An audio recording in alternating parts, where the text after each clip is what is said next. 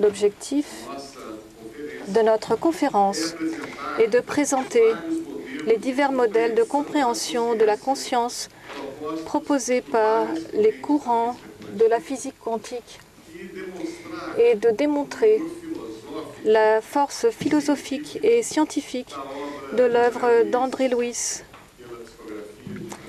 par la psychographie de Francisco Cândido Xavier.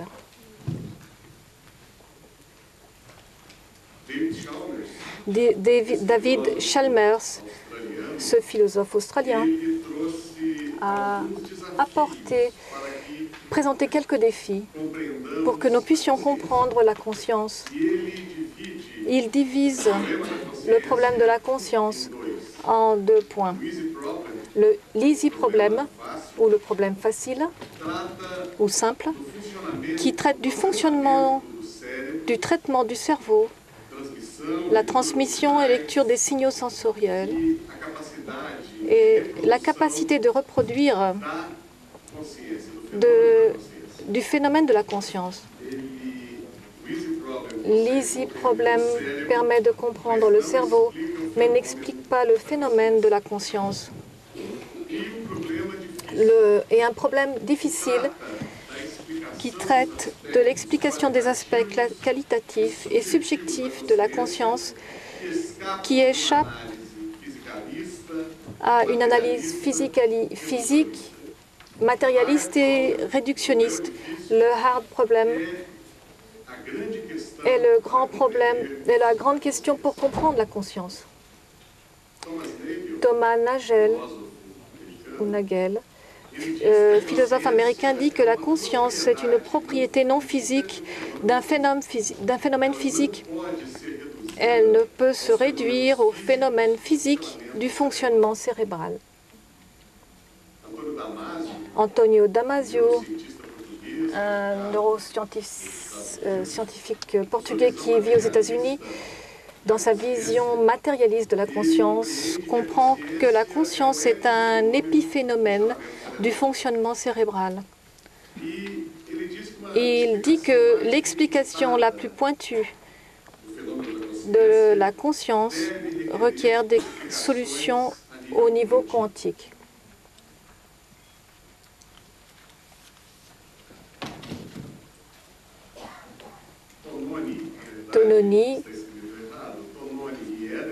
Tononi, donc il y a une erreur, et Edelman, deux prix Nobel de médecine, comprennent le phénomène de la conscience à trois niveaux: l'intégration, la différenciation et la discrimination. L'intégration des divers signaux, différenciation entre ce signe et la discrimination qui permet de donner à chaque signe ce qu'il représente et qui résume la conscience dans ces trois processus, et disent que la conscience peut être expliquée par le circuit thalamus-cortex.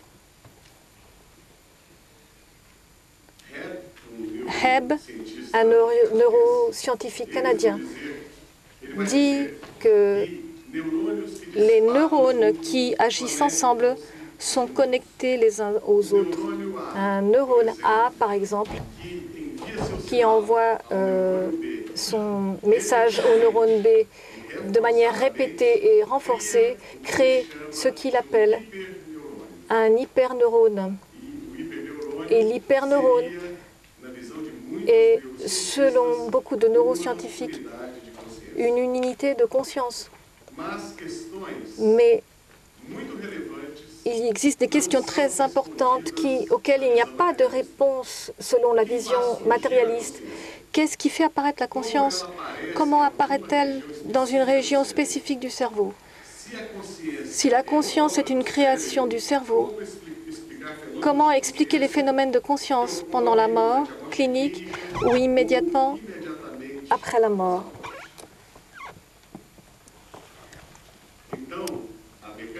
La mécanique quantique, à travers certains de ses chercheurs, propose des théories sur la conscience.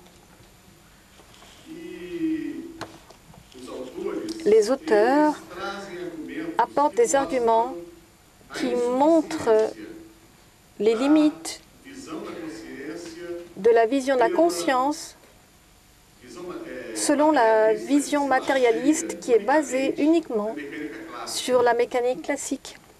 Des termes tels que sentiment, connaissance et effort ne peuvent être décrits en termes selon une vision matérialiste. Comment décrire un sentiment à travers une molécule?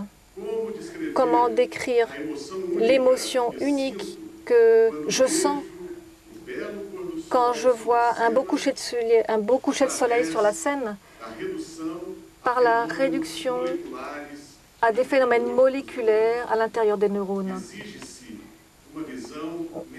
Il faut une vision mentalistique. Le fonctionnalisme classique déconstruit la conscience telle que l'épiphénomène du circuit extérieur ou l'action illusoire issue d'un fait. Selon la vision matérialiste, tout ce que nous voyons, que nous sentons, est une création du cerveau. Et cela, nous le voyons. Et le docteur Pim Van Loben l'a montré d'une manière extraordinaire. Le cerveau est incapable de créer la conscience. La mécanique quantique n'apporte pas une seule interprétation, elle en présente plusieurs. L'interprétation de Copenhague, la vision du docteur Henri Stapp, la théorie de Penrose-Hammenoff, l'interprétation de David Bohm, l'interprétation des mondes multiples d'Everett, la théorie de la décohérence créée par un Brésilien, professeur de l'Institut de biosciences de l'Université de l'État de Sao Paulo à Botucatu, Dr Alfredo Pereira Jr., la théorie du champ quantique d'Umezawa et Ricciardi et la théorie de la mécanique quantique des synapses des docteurs John Eccles et Beck. L'interprétation de Copenhague nous dit que l'observateur et la réalité fondamentale sont hors de portée de la physique. Selon l'interprétation de Copenhague, ce qui a été fait, ça a été de traiter la physique selon les lois de mathématiques. La question de l'observateur de la réalité fondamentale ne doit pas participer à la physique. Selon l'interprétation d'Everett, de la multiplicité des mondes, les possibilités infinies sont présentes dans des mondes qui s'interpénètrent et sont différents. Lorsque l'on voit la proposition du chat de Federer qui est enfermé dans une boîte et qui peut, par un mouvement, faire partir un venin, est-ce que ce chat sera vivant ou mort? Cela dépend du collapsus des ondes d'une interprétation individuelle. Selon Everett, il est mort dans un monde interpénétré et mort dans un autre monde. C'est quelque chose de très complexe. J'ai été un peu et des difficultés pour comprendre la théorie d'Everett. La théorie de la décohérence d'Alfredo Pereira Jr. dit que toute interaction, perte d'isolement, d'une superposition quantique avec un système classique fait s'effondrer le système quantique. La théorie de la décohérence est une théorie sophistiquée, intéressante, mais elle n'a pas d'explication au niveau biologique. Avant de continuer, on va faire une brève référence à Alfred North Whitehead, philosophe anglais qui s'est consacré comme un grand métaphysicien, qui est passé à l'université de Harvard aux États-Unis. Il a reçu une influence directe de Henri Bergson. Il a été influencé par la philosophie de changement. Il a influencé directement Henri Stapp et Roger Penrose.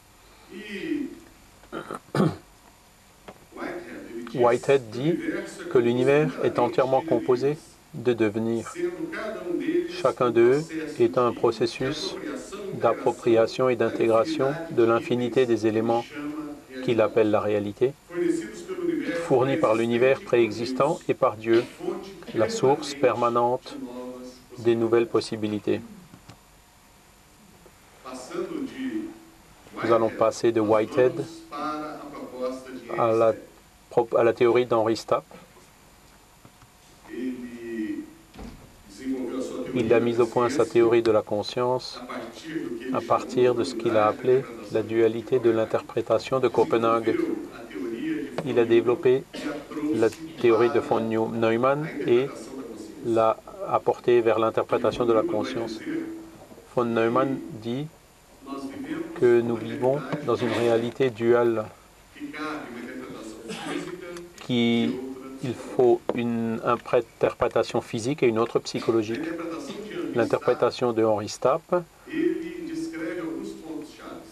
il y décrit 2 points clés. Le premier point clé, la théorie quantique, est un processus causal spécifique que von Neumann a appelé processus 1, qui produit un effet non aléatoire d'un choix de l'agent sur la description physique du système en cours d'examen. Le processus 1, dans la vision de Stapp et de von Neumann, c'est la conscience du cerveau. Le deuxième point clé, les choix des agents de la conscience sont des choix libres. Dans le processus 1, on traite de l'interaction entre la conscience de l'agent, décrit en termes mentalistiques, et l'activité de son cerveau, décrit en termes physiques. Pour Stapp, la conscience, le processus 1, utilise le cerveau pour faire ses choix. Ce processus 1 peut être passif ou actif. Dans le processus 1 passif, le cerveau, qui va être le processus 2, il agit comme s'il avait un modèle, un mode d'action déjà prédéfini. Et l'agent n'est que le spectateur du fonctionnement du cerveau. Ceci pourrait expliquer l'interprétation mathématique ou de la théorie de l'information des processus cérébraux, mais n'explique pas le problème difficile de Chalmers. Mais le processus 1 actif, de son côté, est l'action de la conscience modifiant le cerveau. L'exemple qu'il donne pour le processus 1 actif, c'est ce qu'il appelle l'effet quantum xénon ou xénon quantique. L'effet xénon quantique, les efforts mentaux intentionnels tendent à apporter des expériences à l'existence. Les systèmes ayant la capacité d'exploiter ces caractéristiques de la loi naturelle peuvent avoir un avantage évolutif, c'est-à-dire, dans la proposition de l'effet xénon quantique, si nous savons par exemple qu'une eau mise dans un récipient et mise sur le feu atteint son point d'ébullition, par exemple en 7 minutes, et si nous répartissons ces 7 minutes dans une observation à chaque minute, nous verrons l'eau en ébullition un peu au-delà de la 7e fois qu'on ira observer. Notre conscience interfère dans des systèmes physiques. Partant de cela et observant dans la neuroimage que des personnes, et ici ce sont des personnes qui ont une peur, une phobie sur les araignées, quand elles sont traitées en psychothérapie, Elle modifie la réponse du cerveau. Expliquer des neuroimages est un peu compliqué, mais le plus important, c'est le groupe, la courbe, le graphique. C'est le groupe traité avant et après, comparé avec le groupe de contrôle, d'observation, témoin. Ce qui s'est passé chez ces personnes qui ont été traitées et qui ont changé la perception de la réalité, elles ont fait un effort intentionnel et conscient qui a modifié le fonctionnement du cerveau. C'est ce que le docteur Stapp appelle l'effet xénon quantique, c'est-à-dire l'agent, le processus 1, est capable de modifier la réalité physique. Et c'est la première réalité physique modifiée, c'est son propre cerveau. La théorie de Hameroff-Penrose montre la rencontre de la physique et de la médecine. Le docteur Roger Penrose, mathématicien, physicien, philosophe anglais, s'est associé au docteur Hameroff, anesthésiste en Arizona, et ils ont apporté la théorie des tubulines comme processeur cellulaire quantique. Ils disent que la conscience est informée à partir de l'effondrement spontané de la fonction d'onde, appelée réduction objective. C'est un petit peu compliqué. Les gens de la physique, là, ils sont un peu compliqués parce qu'ils ont un langage mathématique. Ils arrivent à décrire dans des termes mathématiques. Ils dominent la philosophie. Et pour nous, les médecins, on est un petit peu confus, perdus. J'ai une bonne amie qui est docteur en optique quantique. Et lorsque je lui ai demandé quelques explications, la première chose qu'elle a faite pour démontrer la théorie de Penrose et Hameroff, c'est de décrire quelques expressions mathématiques. Je l'ai beaucoup remercié pour son aide, mais pour ça, il faut faire un cours de mathématiques pour approfondir le sujet. Et j'ai lu aussi la philosophie qui est là, de son côté, plus facile à comprendre. Donc, des expressions comme réduction objective, on les trouve toujours plus dans la description de la réalité que nous vivons au quotidien. Et le professeur Roger Penrose dit qu'à partir du point zéro de l'échelle de Planck, c'est là que les phénomènes de la réalité profonde se produisent. La réduction objective n'est pas aléatoire, c'est plutôt l'effet d'un choix.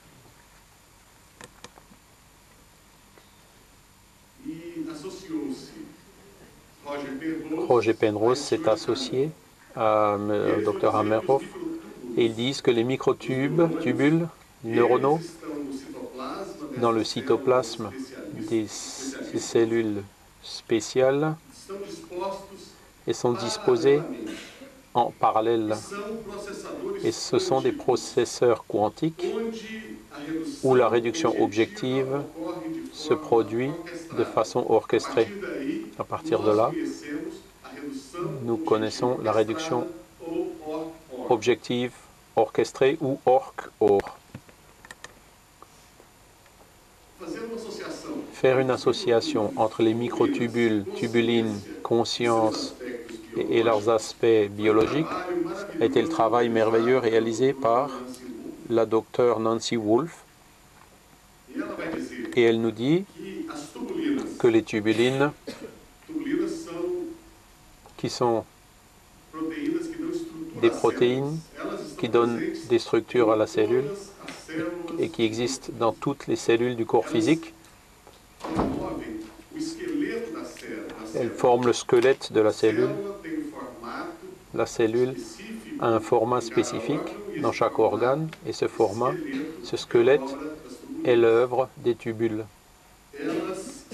microtubulines. Ce sont les protéines les plus abondantes qu'on trouve dans le cerveau. Et pour que les microtubules participent au traitement de l'information, ils doivent interagir avec les synapses. La connexion des synapses avec les microtubules n'est pas directe.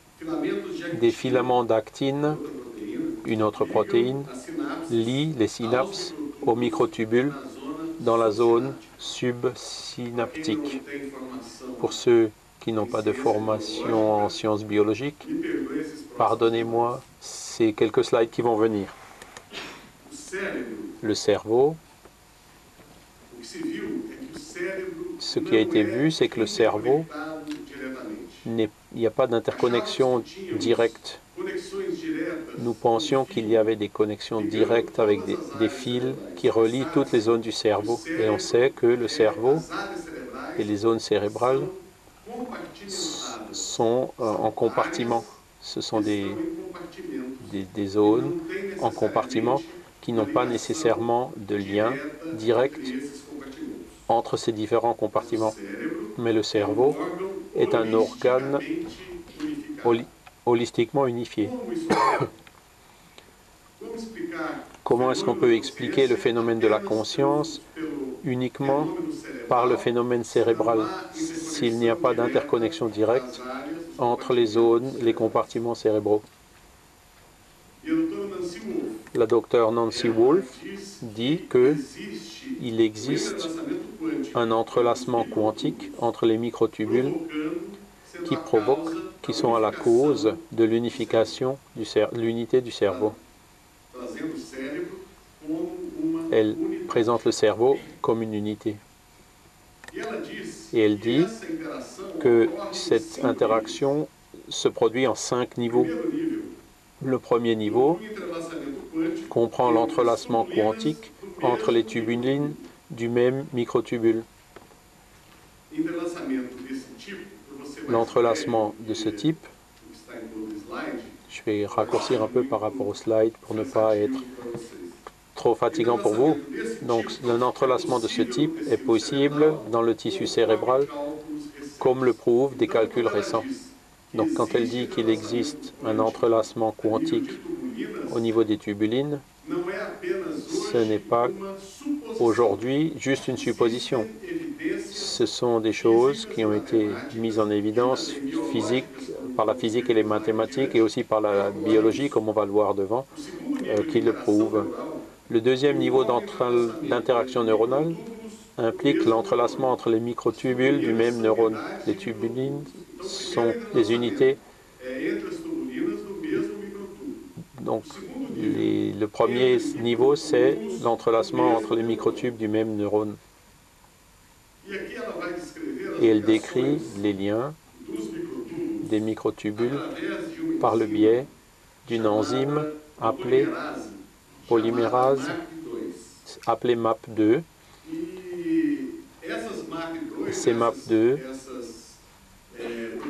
ces protéines très spéciales, ces enzymes, modifient les microtubules et permettent, en fin de compte, qu'elles entrent dans un entrelacement quantique.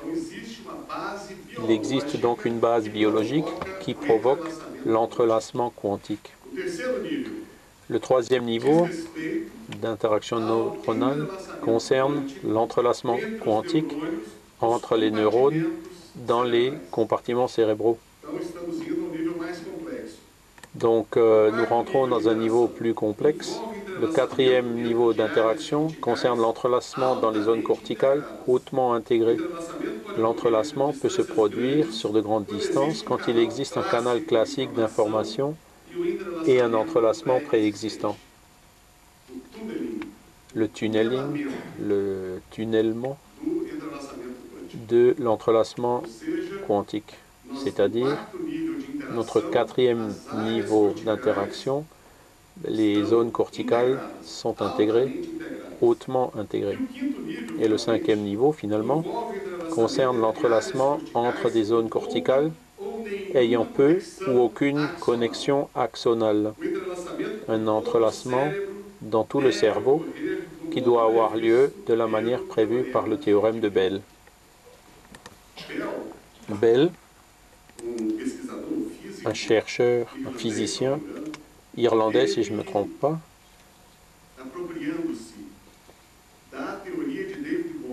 il est parti de la théorie de David Bohm et a décrit une théorie où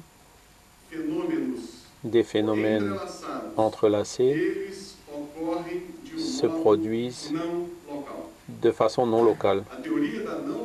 La théorie de la non-localité, développée par David Bohm, démontrée mathématiquement par Bell, et qui se produit dans le cerveau, intégrant l'ensemble du cerveau. La conscience non locale, dans sa base physique, comme cela a été bien expliqué par le docteur Kimball Novell. Il y a aussi des preuves de la fonction quantique des microtubules. C'est un peu compliqué, hein, tout ça. Les états conformationnels, des sous-unités protéiques, des tubulines. J'espère que vous ne serez pas trop confus. Mais ce qui existe, c'est que il y a des lois physiques qui démontrent que ces protéines spécialisées fonctionnent comme de véritables ordinateurs quantiques. Elles s'accouplent l'une aux autres et elles peuvent exister comme une superposition quantique de différents états conformationnels, agissant ainsi comme des leviers quantiques et des qubits, unités d'information quantique. Nous ne parlons pas de théorie de la conscience sans parler de la théorie de l'information. Dans l'état de superposition quantique se produit la communication et l'enregistrement des qubits, des tubulines, par l'entrelacement dans tout le cerveau. La théorie de Ramarov a servi de base pour la démonstration physique du travail apporté par la docteure Nancy Wolfe. Les tubulines et les dendrites se présentent sous deux phases. La première, c'est la phase liquide, où les tubulines sont dépolymérisées. Si. Ah ouais, c'est bon. Ah ouais. Lorsqu'elles sont dépolymérisées, il existe un traitement par le biais des stimuli du milieu extérieur. Et à mesure qu'elles traitent l'information de façon quantique, elles entrent dans une deuxième phase qui est gélatineuse, donc polymérisée. C'est l'état de superposition et l'entrelacement qui se produit, quantique. Elles s'isolent du milieu extérieur et procèdent au traitement quantique. Les tubulines existent donc dans ces deux phases liquides, prêtes à recevoir l'information, et à mesure qu'elles la reçoivent l'information, elles rentrent dans une phase polymérisée, gélatineuse. L'information, elle est mémorisée, stockée physiquement dans le cerveau.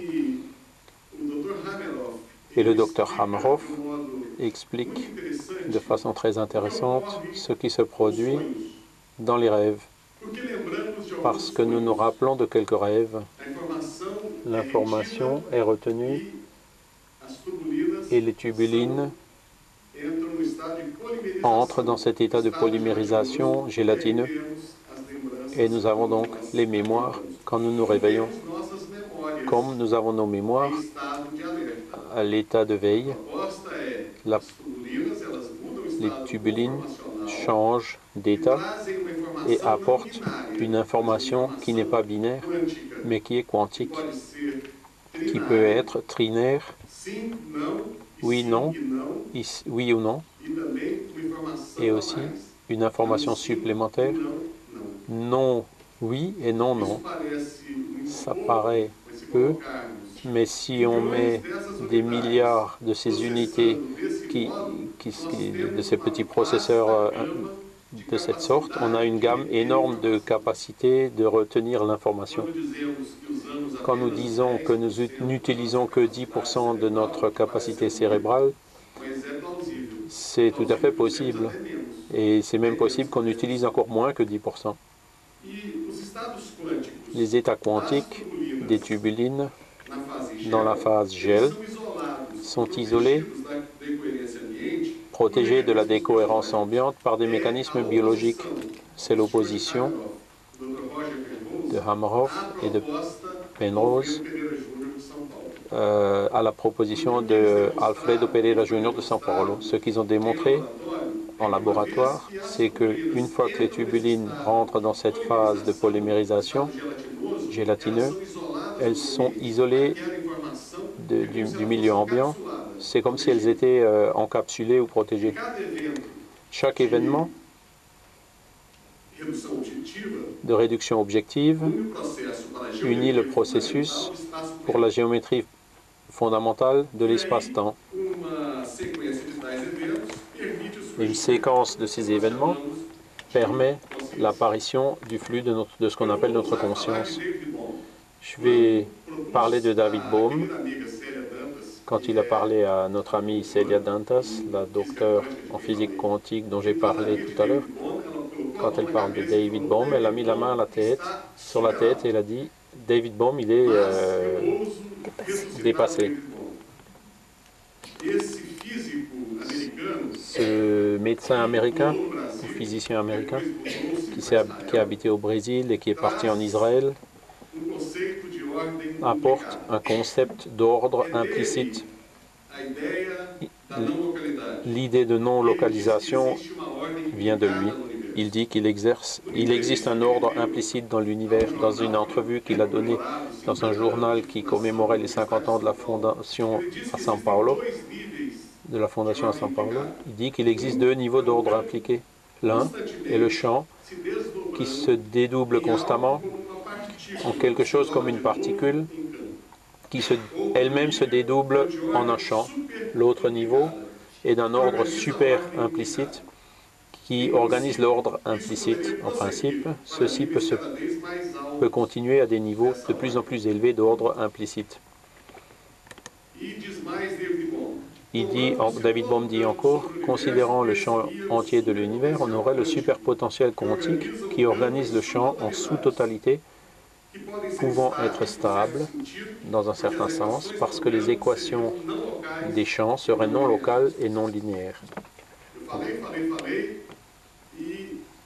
J'ai beaucoup parlé, mais je suis médecin, spirit. Mais qu'est-ce que tout ça, a à voir avec la médecine et la spiritualité et la philosophie spirit?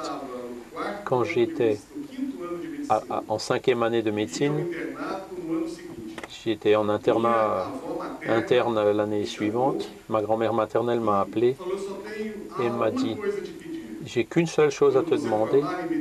Quand tu seras diplômé comme médecin, donne-moi l'exemple du docteur Bezerra de Menezes. » J'étais un peu confus parce que ma grand-mère était catholique et n'était pas spirit. Et je savais peu de choses sur le docteur Bezerra de Menezes. J'ai fait des recherches et je lui ai demandé pourquoi. Je lui ai demandé pourquoi elle m'avait dit ça et elle ne se rappelait même pas me l'avoir dit, que je devais donner l'exemple suivre l'exemple du docteur Bezerra de Menezes.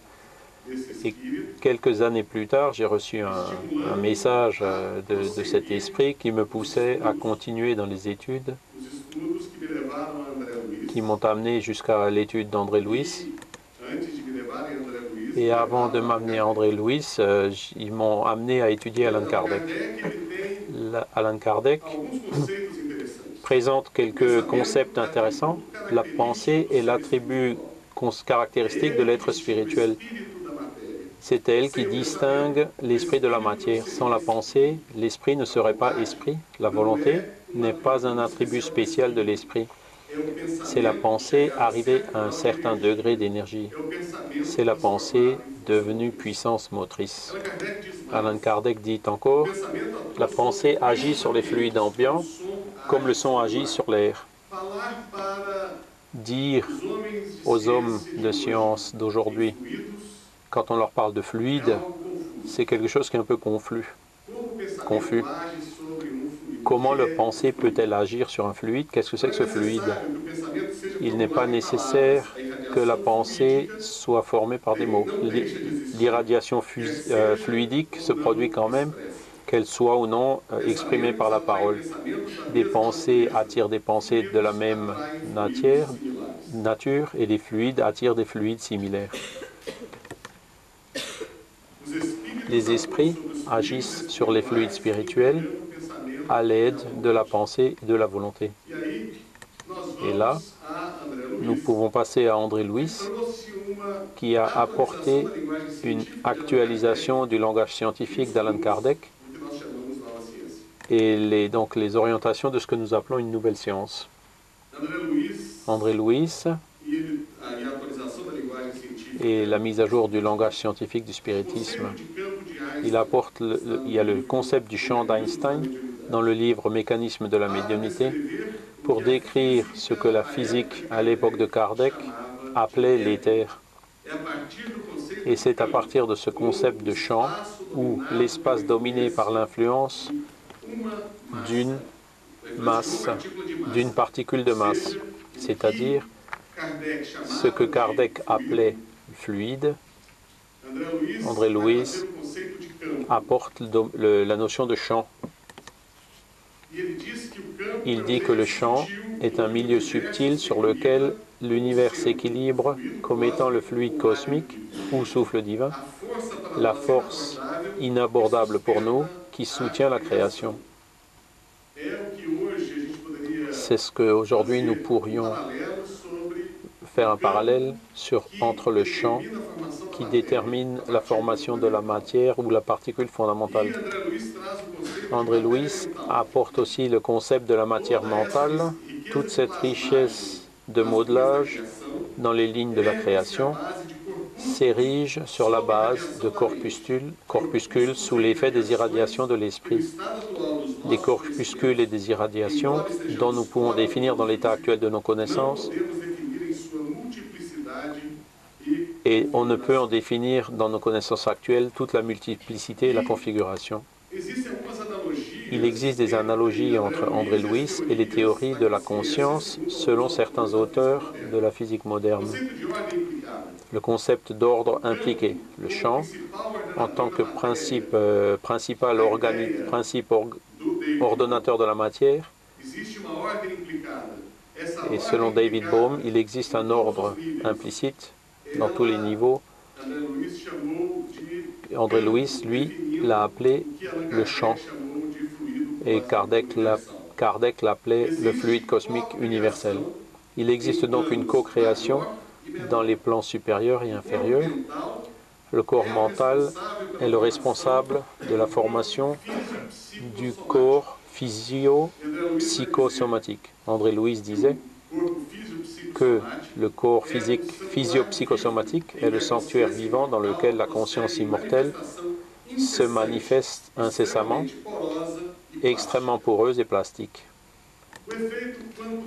L'effet Zénon quantique. Si les électrons mentaux dans les orbites des atomes sont de même nature, sont la cause de l'agitation dans les états moins communs de l'esprit, tels que l'attention ou d'une tension pacifique. Ce qui est intéressant, c'est l'effet Zénon quantique est obtenu dans un état qu'Ellister appelle de mindful state, l'état de conscience pleine. C'est le même état que André Louis appelle tension pacifique. La personne est en paix, mais sa volonté est active. En vertu de la réflexion ou d'une prière, le champ de pensée s'exprime dans des ondes de longueur moyenne ou d'acquisition d'expériences émanant de l'âme et correspondant à la production de lumière intérieure. André Louis dit que la conscience est fixée dans le cytoplasme. Il dit que l'intelligence influençant le cytoplasme, qui au fond est l'élément interstitiel qui véhicule les forces physio-psychosomatiques, oblige les cellules à faire le travail qui est nécessaire pour s'exprimer et qui devient complètement automatique pour les unités cellulaires qui se renouvellent de manière incessante dans l'exécution des tâches que la vie leur assigne. Et on peut donc ainsi comprendre que notre cerveau physique, composé de cellules qui ont des unités mentales indépendantes, mais qui sont disciplinées, qui travaillent en commun par la force et la hiérarchie majeure de l'être spirituel, ces cellules sont capables de créer des modèles, des modes d'action du cerveau qui peut agir de façon automatique à partir du moment où il est commandé par un esprit. Donc, des attitudes, des actes cérébraux, des réflexes se produisent naturellement sans que notre volonté soit dirigée pour que ces actes se produisent. C'est-à-dire, je n'ai pas besoin d'être conscient que mon cœur bat pour qu'il batte. Je n'ai pas besoin de faire s'écrouler une onde pour que mon cœur batte. Cela se produit naturellement. Mais je peux créer d'autres réalités qui modifient le cerveau et qui modifient le signal. Et dans la mesure où je me préoccupe beaucoup, il y a quelques mois, j'ai eu de l'hypertension. Et certainement, j'ai influencé de trop ma tension artérielle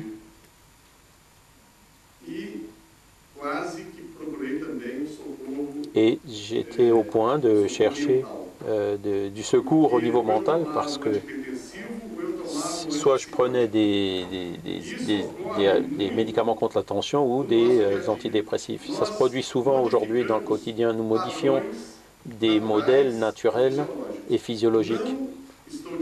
Je ne dis pas que toute maladie est une création de notre esprit.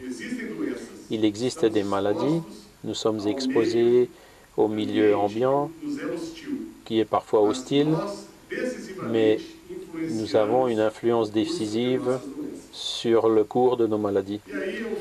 Et ainsi, je vais oser, avec André Louis, poser la question, est-ce que la glande pinéale ne serait-elle pas le siège de notre conscience? Les pinéalocytes, qui sont les cellules de la glande pinéale, ressemblent aux neurones. Ils ont une forme en étoile et sont distribués en ensemble par paires, appairés. Ils sont dotés de nombreux microtubules, une réticule endoplasmatique lisse et étendue, ainsi que quelques petites granulations. Ils produisent de la mélatonine et d'autres hormones. Ils sont dotés de récepteurs pour une pléthore de neurotransmetteurs très divers. Les pinéalocytes sont des récepteurs pour tous les hormones pituitaires.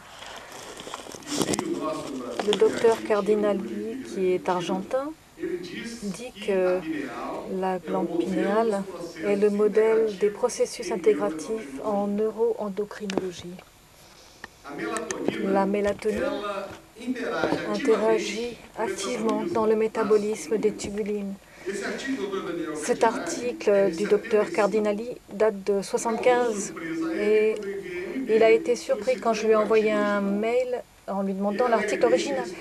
Et très content, il m'a répondu, il m'a envoyé l'article original. Et il a été surpris et m'a encouragé à continuer les recherches entre l'idée que nous faisons de la mélatonine qui interagit avec les tubulines et qui est considérée comme le médiateur de la modulation de la conscience. Parce que la mélatonine agit sur les récepteurs GABAergiques dans tout le cerveau. Les récepteurs GABAergiques inhibent les circuits synaptiques et agissent comme un modulateur des tubulines. Notre idée le phénomène de la conscience existe à partir du corps mental. Nous avons un corps extraphysique. Ce corps extraphysique est doté du corps de la conscience qui est le corps mental. Le docteur Hameroff se définit comme un pan-proto-psychiste, un pupille, un disciple de Whitehead, et qu'il croit en une pan-proto-conscience. Nous avons la conviction que notre conscience est unique et individuelle. Nous sommes convaincus que cette conscience interagit avec le corps physique parce que nous avons des preuves qu'elle ne dépend pas du corps physique pour se manifester. L'interaction de la conscience avec le corps physique se fait au départ à travers la glande pinéale. À partir de là, elle active les régions cérébrales spécifiques de manière non locale.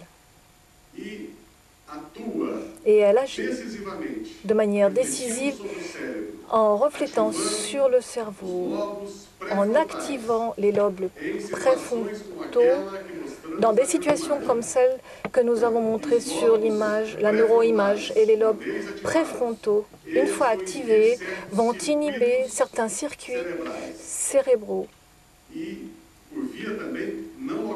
Et par voie non locale, la modulation de cette émission se fait de manière locale, par voie locale, à travers la mélatonine. C'est un peu compliqué, n'est-ce pas? Donc, on va essayer en conclusion.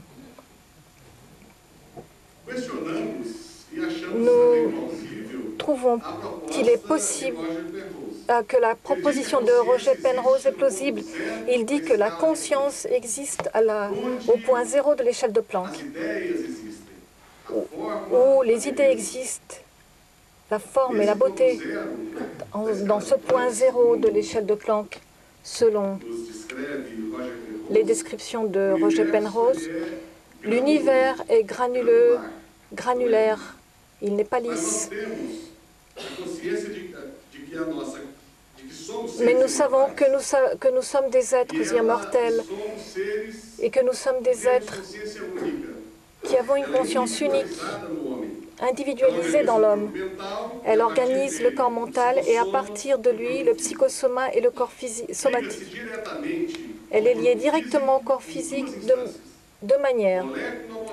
De molécule à molécule, selon Allan Kardec, dans le cytoplasme cellulaire, et elle est responsable, cette liaison est responsable de l'homéostasie dans le cerveau à partir de la pinéale, où elle est responsable du phénomène de la conscience. Je crois que j'ai parlé trop vite, parce que je n'ai pas utilisé tout mon temps. Et l'organisation est reconnaissante. Le cerveau présente un modèle de fonctionnement appris et automatisé tout au long des diverses expériences réincarnatoires.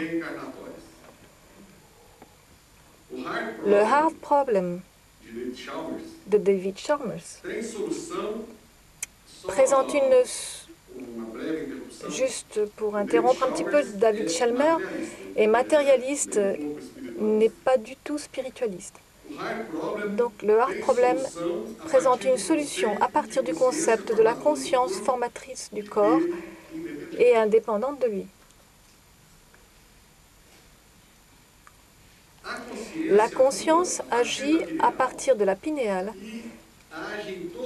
et dans tout le cerveau par le biais de deux mécanismes, l'entrelacement quantique non local et en tant que modulateur du fonctionnement cérébral via la mélatonine qui module les actions en synchronie avec les lobes préfrontaux et à partir des stimuli sympathiques, parasympathiques et directs du corps mental. Et je vous remercie beaucoup de m'avoir permis